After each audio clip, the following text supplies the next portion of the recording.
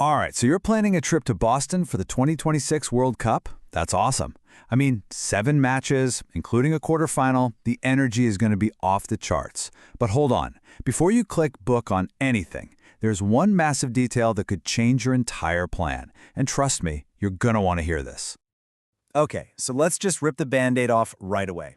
The Boston World Cup matches, they aren't actually happening in the city of Boston. Nope, they're being played 30 miles or about 48 kilometers away in a town called Foxborough. Every single decision you're about to make, flights, hotels, your match day logistics, it all pivots on this one little piece of geography. And in this explainer, we're going to show you exactly how to master it. So, point number one is just getting our heads around this big catch. The name on the event says Boston, but the location on the map tells a totally different story. Let's get specific. What FIFA is officially calling Boston Stadium is, in reality, Gillette Stadium. It's the home of the New England Patriots. Now, this is not some downtown stadium you can just walk to from your hotel. Think of it more like a suburban fortress, completely surrounded by highways and a huge shopping center. That 30-mile gap? It's the most important variable you need to solve for this whole trip. So, knowing this, how does it change how you get there? Well, because the stadium isn't in Boston, the biggest, most obvious airport, Boston Logan, isn't automatically your best bet. So let's talk about how to fly smarter, which could save you a ton of time, money, and some serious traffic headaches. Just take a look at this. Now, Boston Logan is, of course, the giant international hub. But look closely at Providence TF Green. It's actually the closest major airport to the stadium. And hey, Hartford is a really solid plan B if you're hunting for different flights and you don't mind a little bit of a drive. Okay, this comparison really makes it clear, doesn't it? Flying into Boston, yeah, you get more flight options, but then you have to battle your way out of the city through all that traffic. Providence, on the other hand, is the real pro move here. It's smaller, way less crowded, it's closer, and this is the game changer. It has its own dedicated train that goes straight to the stadium on event days. All right, you've landed. Great. Now, where are you going to stay? This brings us to what might be your most important decision, choosing your home base. And this is all about balancing cost, convenience, and really the kind of World Cup vibe you're looking for. You've basically got 4 main strategies. 1, stay right in Foxborough. It's super convenient, you can walk to the game, but it's going to cost you a small fortune. 2, stay in downtown Boston.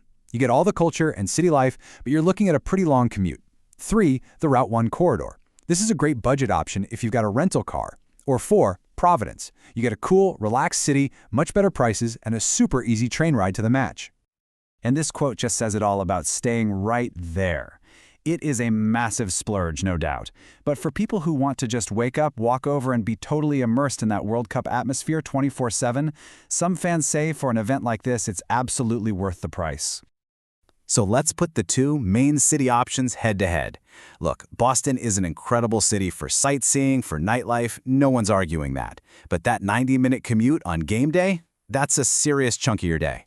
Providence, though, is such a compelling alternative. It's a historic city itself, the hotels are way more affordable, and that direct train just makes getting to the game a total breeze. Honestly, it's the smart money play. And that brings us right to our fourth point, how to conquer the matchday commute. You know, trying to get 65,000 people to a stadium in the suburbs is a huge logistical puzzle. You absolutely need a plan, and luckily, there is one clear winner. I want you to meet the undisputed champion of World Cup transport, the MBTA Commuter Rail. Now, this isn't your regular subway. This is a special, dedicated event train service that's literally designed to shuttle thousands of fans directly to the stadium doors, letting you sail right past all that miserable traffic. So here's the deal with the train. It runs from both Boston South Station and from Providence. You have to buy a special event ticket. It's going to be around $20 to $30, and you have to get it in advance on the M-Ticket app. I'm serious, these will sell out. The train runs on a super strict schedule too. It gets you there about 90 minutes before the match and leaves 30 minutes after it ends. Okay, option number 2 is what I call the gamble, driving yourself. Sure, it gives you flexibility, but Route 1, the main road to Gillette, is famous for turning into a parking lot on game days. If you go this route, you have to plan on arriving hours and hours early and just be mentally prepared for a very long wait to get out after the match. And finally, there's the last resort, Rideshare. Now, it sounds easy, right? But trying to get an Uber or Lyft out of there after the match is going to be a nightmare. You can expect insane surge pricing, and you could be waiting for an hour or more in some crowded, chaotic pickup lot. It's an option, but it could be a really painful and expensive one. Okay, so we know where to fly, we know where to stay, and we know how to get to the game. Our fifth and final point ties it all together, and it's simple. Timing is everything. You have to book early if you want to save big. Let's look at this timeline. This is what you need to know. The best time to book your flights? It's right now, all the way through the end of 2025. For hotels, keep your eyes peeled for a second wave of rooms that'll probably drop in early 2026, right after the final schedules are set. And what about that Champion Train service? Tickets go on sale the week of the match, and you need to be ready to buy them the day they are released. And hey, if you need a little extra motivation to book early, just look at this number. This is the estimated nightly cost for one of the hotels right next to the stadium. Planning ahead and looking at those options in Providence or along Route 1 could literally save you thousands of dollars on your trip. So what's the one big idea you should take away from all of this? It's this. You're planning a trip to Foxborough, not Boston. Just wrapping your head around that one simple fact and making smart, early choices about your flights, where you're going to stay, and how you're getting to the game, that is the absolute key to having an amazing and an affordable World Cup.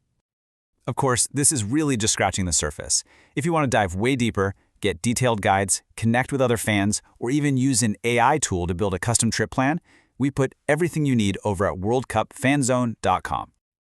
So that just leaves one final question.